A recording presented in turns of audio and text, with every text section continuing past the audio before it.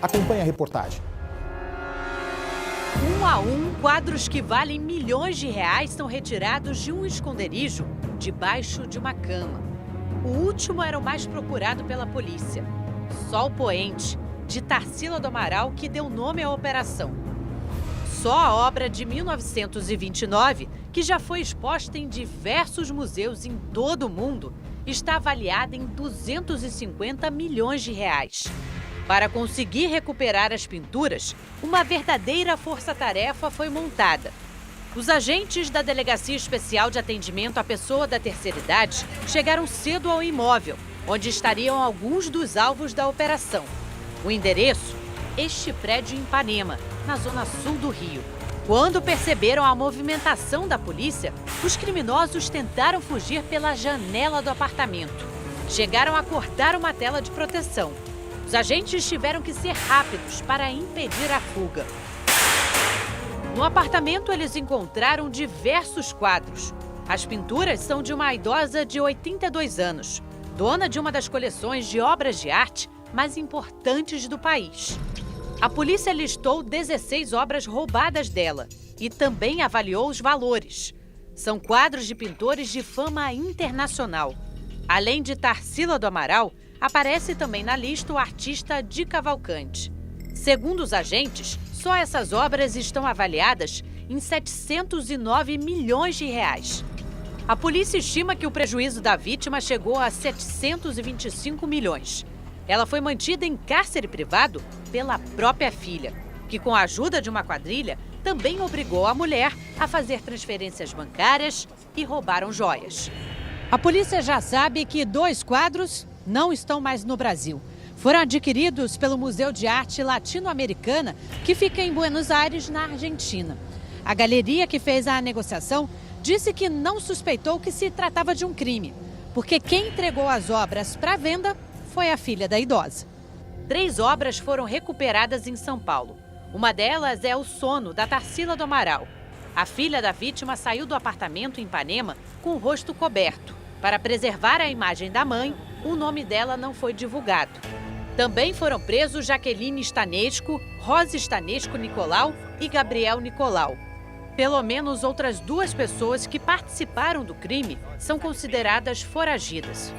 A Polícia Civil afirma que a filha elaborou todo o plano no início de 2020. Ela que teria convidado as outras pessoas a aplicar o golpe na mãe.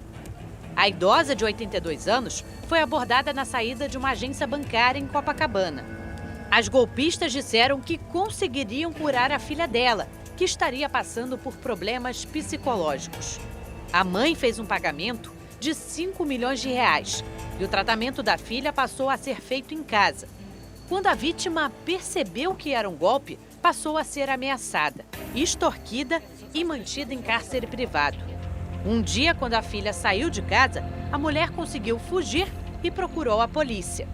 Além das transferências e das obras de arte, a filha também roubou os relógios da marca Rolex e joias avaliados em 6 milhões de reais. Os agentes já recuperaram quase todo o patrimônio da idosa só com a apreensão das obras de arte. Quadros que podem voltar a ser vistos pela população de todo o mundo, já que a colecionadora tem costume de ceder as pinturas para exposições até mesmo fora do país.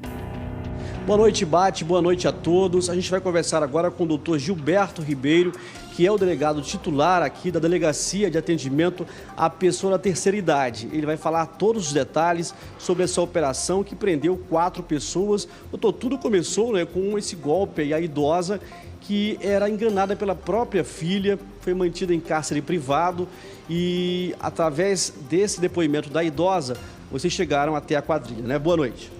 Boa noite, Bate.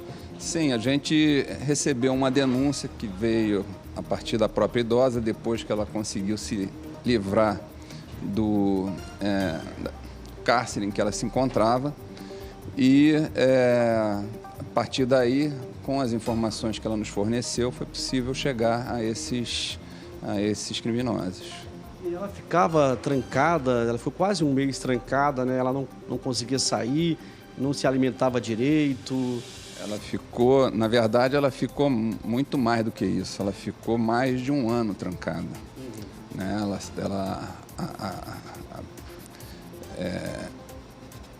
Encarceramento dela em casa aconteceu em janeiro de 2020 e ela só conseguiu se liberar em abril de 2021. Então, ela passou 1 ano e 4 meses quase presa dentro de casa. E como é que essa idosa ela conseguiu sair para denunciar a própria filha?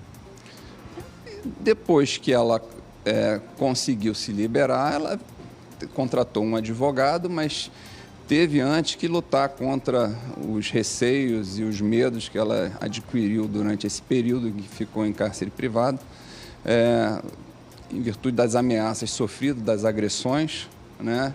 E também por conta de que estaria denunciando a filha como envolvida no crime de que a vitimou.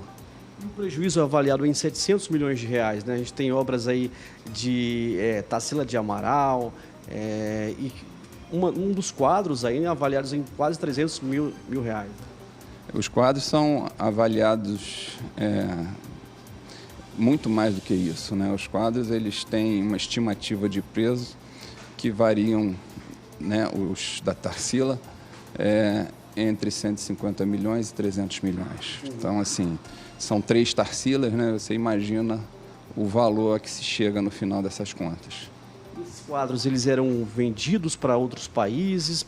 Alguns foram parar num museu latino-americano, né? Não, eles não eram vendidos. Alguns deles foram colocados à venda numa galeria em São Paulo. Desses 5 que foram inicialmente colocados à venda, 2 foram vendidos para o Museu Latino-Americano. E 3 acabaram recuperados pela própria idosa depois que ela se liberou desse momento, desse período complicado da vida dela. Ela teve forças de ir a São Paulo e conseguiu recuperar 3 dessas obras, as quais nós apreendemos e entregamos novamente a ela. Agora, o golpe parece um roteiro de cinema, né? Essa idosa estava saindo de uma agência bancária, ela foi abordada por uma suposta vidente que disse que a filha dela iria morrer. Isso, ela foi abordada inicialmente por uma vidente, né? Uma pessoa que se intitulou vidente, dizendo que a filha, que já tinha alguns problemas de saúde, iria morrer.